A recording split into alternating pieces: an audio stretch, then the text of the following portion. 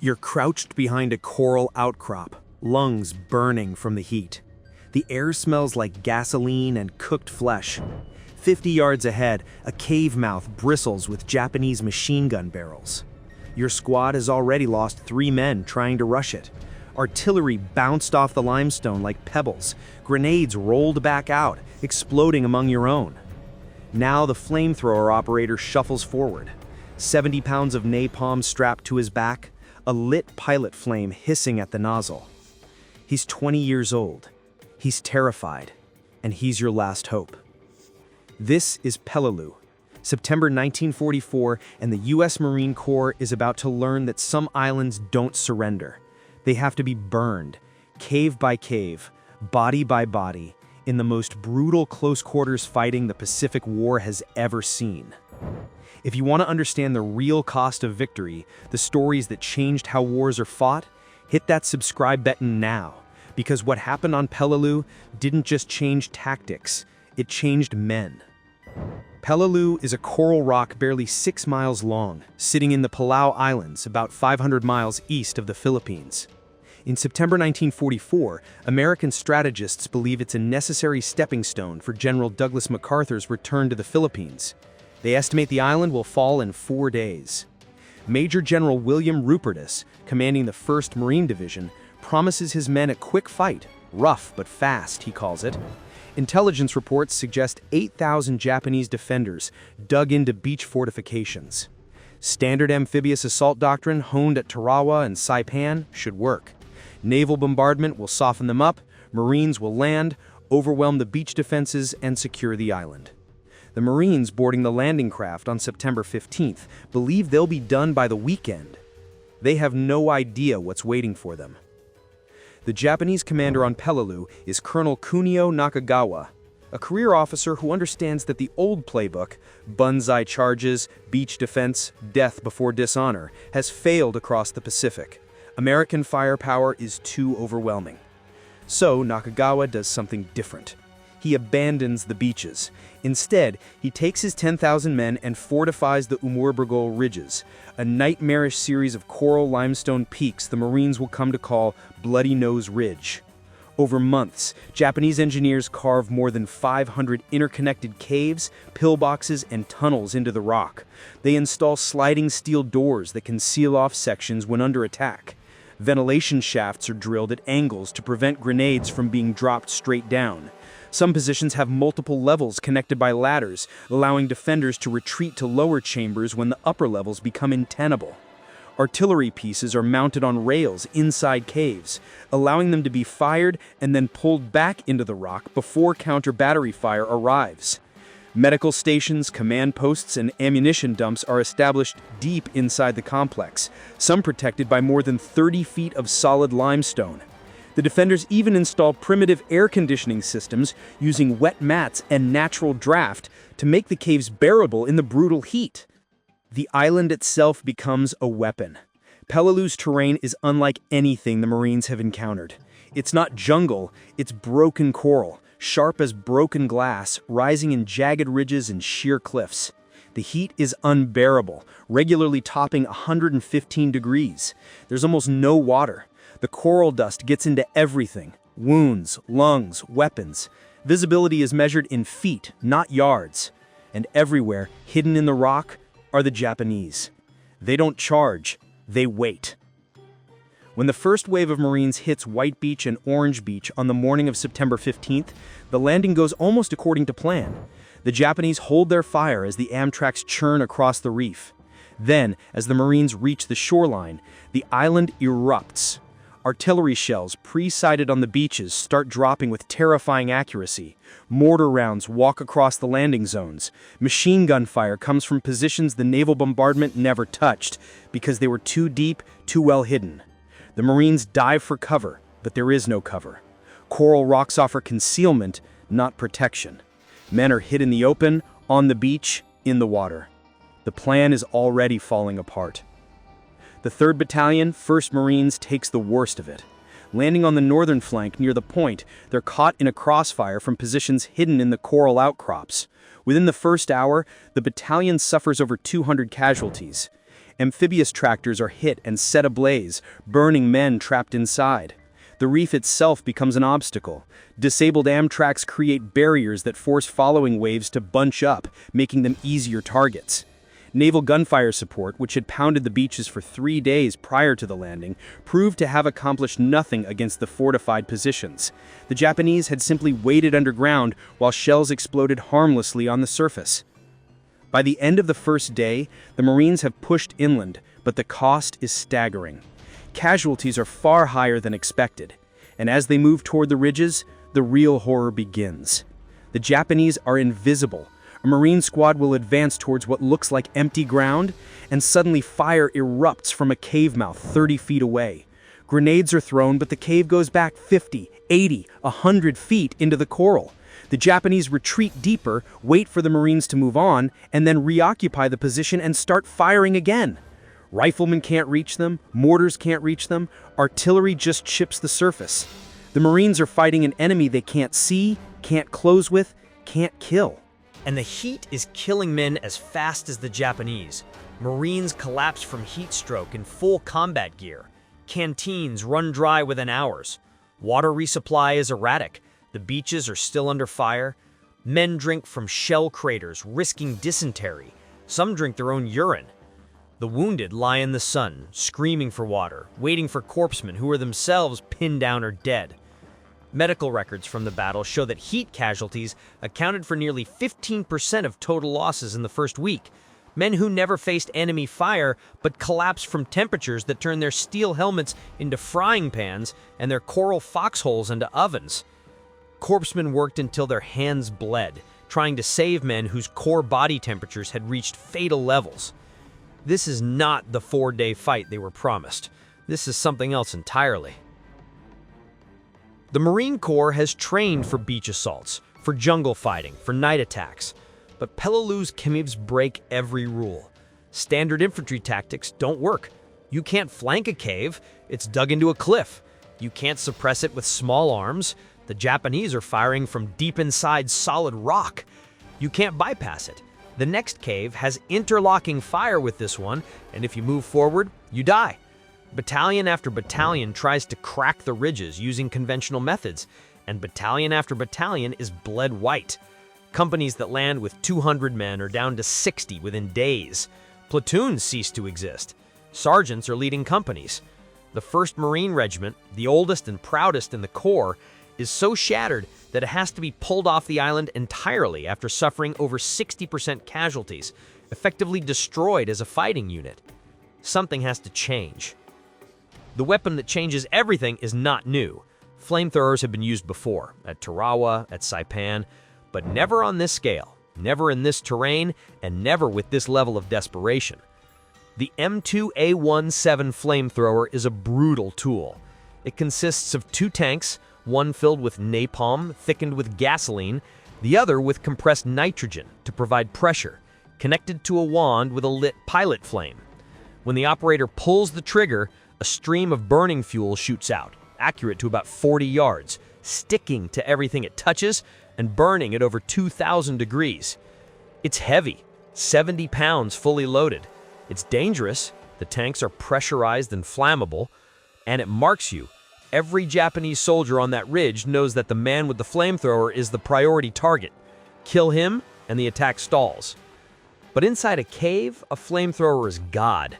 The flame doesn't just burn, it consumes oxygen.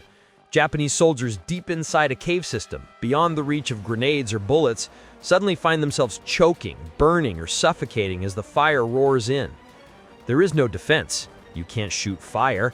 You cannot run it in a confined space. The psychological impact is immediate and total.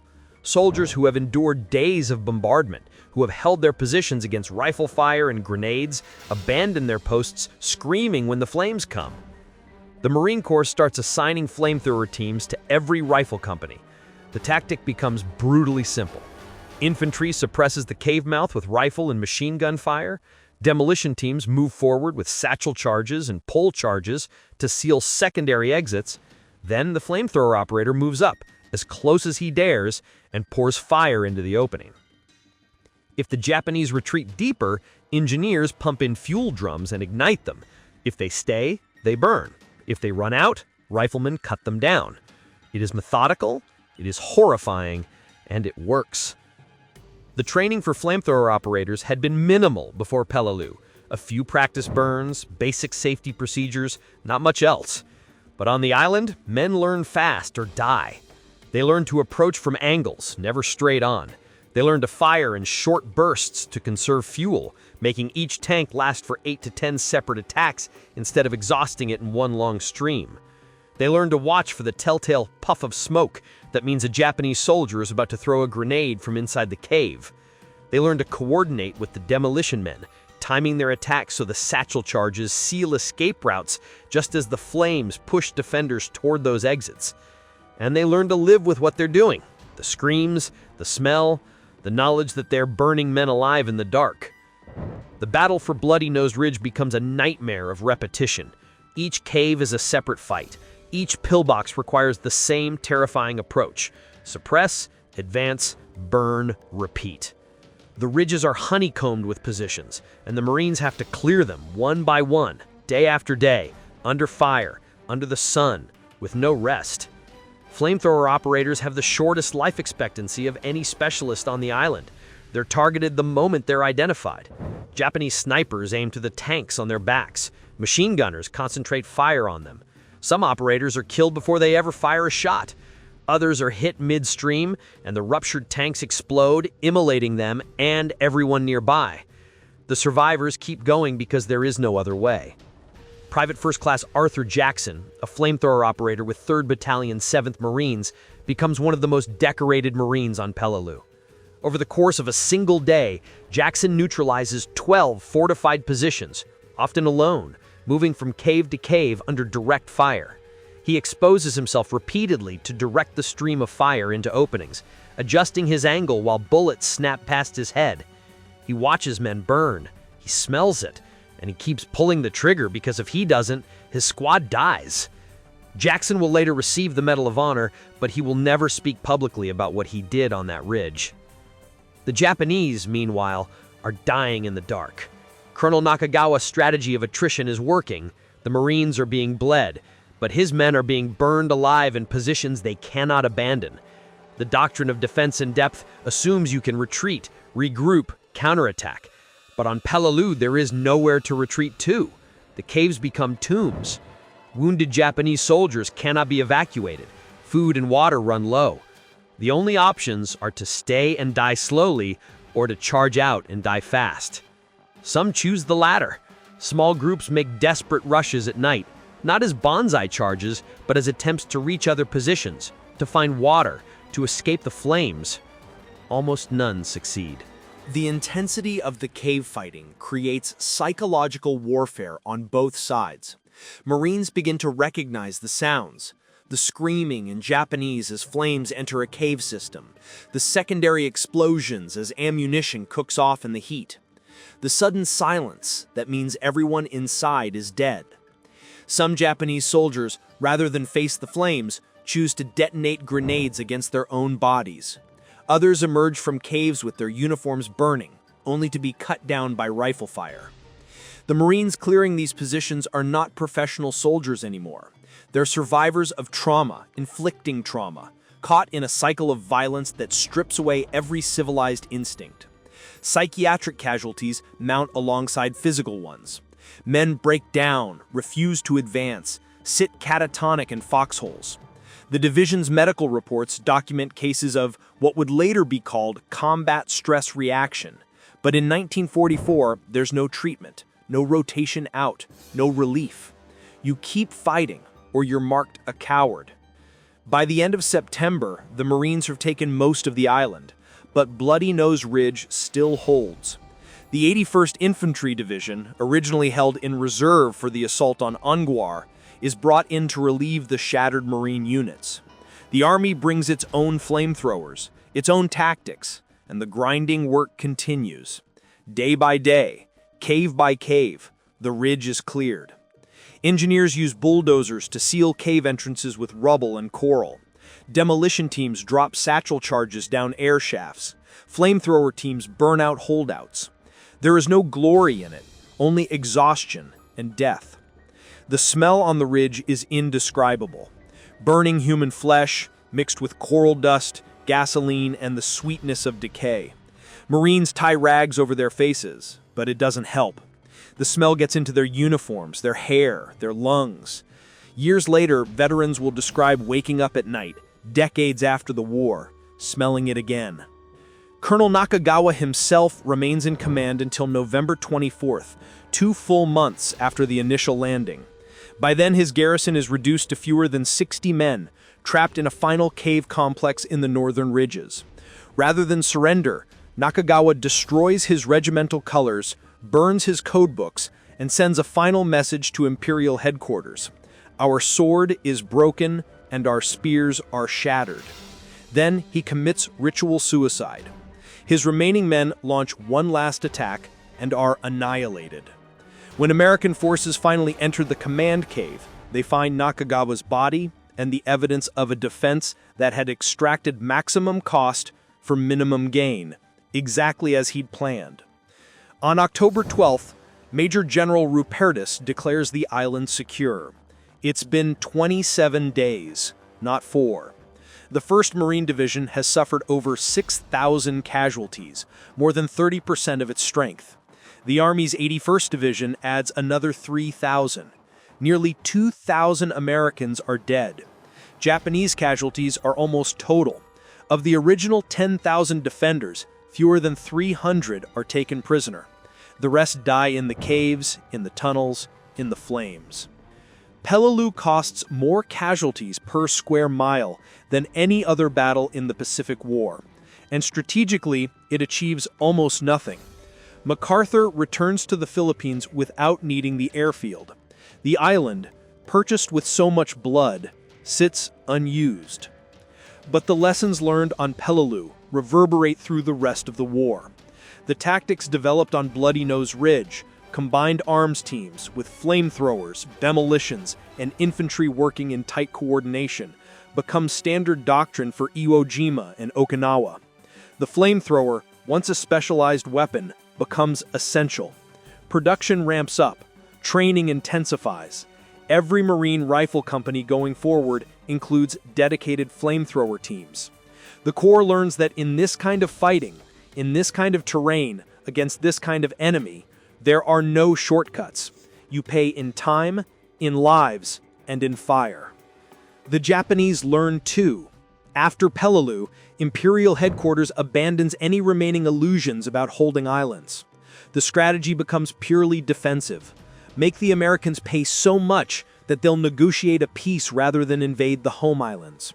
Every cave, every tunnel, every position is designed to maximize American casualties. What worked for Nakagawa on Peleliu is replicated and refined on Iwo Jima and Okinawa, with even deadlier results. And the men who fought on Peleliu, they carry it forever. The 1st Marine Division is rebuilt, refitted, and sent to Okinawa, but the veterans of Bloody Nose Ridge are changed. They have killed in ways that haunt them. They have seen their friends burn, choke, bleed out in the coral. They have done things that no training prepared them for, things they can't explain to anyone who wasn't there. Eugene Sledge, a Marine mortarman who fought through the entire campaign, will later write one of the most unflinching memoirs of the Pacific War. He describes Peleliu as a place where the battleground was so savage, so merciless, that even the bravest and most hardened soldiers were appalled. He describes the smell, the heat, the casual cruelty that war demands. He describes watching a flamethrower operator burn out a cave, then vomit afterward. He describes becoming numb to death, to suffering, to horror, and then realizing years later that the numbness never fully lifts. Flamethrowers turned Peleliu's ridges into a living hell because there was no other way to win. The Japanese strategy forced the Marines into fighting that was intimate, brutal, and psychologically devastating. The weapon that broke the stalemate was also the weapon that scarred the men who used it most deeply. They didn't talk about it after the war. They didn't brag. Many refused to speak about Peleliu at all, even to their families. War is not a story of triumph. It's a story of cost. Peleliu cost the Marine Corps an entire division's worth of casualties for an island that didn't matter. It cost thousands of Japanese soldiers their lives, burned alive or buried in the caves they'd built to defend. And it cost the survivors something harder to measure, the part of themselves that couldn't forget what they'd done, what they'd seen, what they'd become in the coral and the flames. The ridges are quiet now, the caves are sealed, but the ghosts of Peleliu, American and Japanese, remain a reminder that victory in war is never clean, never simple, and never without a price that echoes long after the guns fall silent.